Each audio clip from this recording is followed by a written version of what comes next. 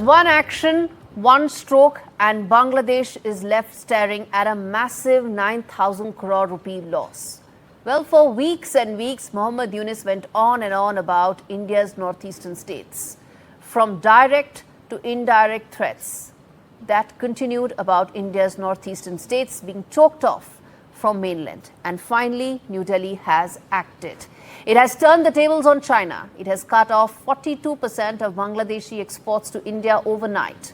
Dhaka's $770 million export earnings have been very significantly hit. Why is this pivotal? Well, Dhaka exports 93% of its garments via land ports. And those land ports are now out of bounds as far as the Bangladeshi exports are concerned.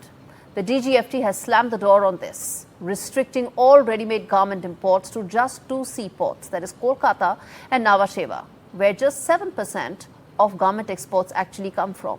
So what was once a very freely land border between the two sides, freely tradable, garments, processed food, plastics, all of it coming in, has now been completely choked. Now, why the hardball?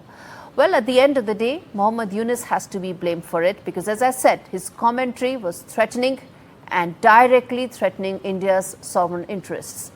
Well, transit fees have also been slapped on Indian cargo. Dhaka's pivot to China is the reason why this is happening. And worst of all, Mohammad Yunus calling, as I said, India's northeastern states landlocked. So what's the message that India is giving? Very clear. You can't burn bridges and still expect a welcome mat.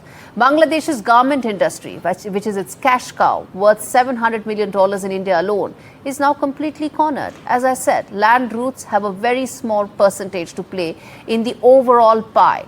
Now, if that happens at a time when Bangladeshi economy is going through its very significant downturn, the impact could be cascading. Impact could be cascading on both the employment, on the growth prospects, and of course will also further or potentially destabilize Mohammad Yunus's regime as well. It is unelected is one thing, its interim is another thing, but the fact that it is playing an active role in making people worse off by impacting their livelihoods is a completely different game.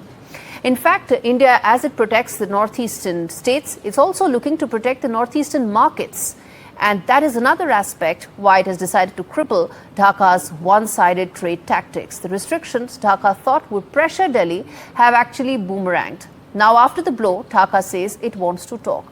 Yes, after months of raising barriers, cozying up to Beijing, coming up with commentary that is threatening India's sovereign interests, Bangladesh's interim regime wants a dialogue. Looks like when the shoe's on the other foot, reality bites. And for Dhaka, it just did. 7 states of India, eastern part of India, called Seven Sisters.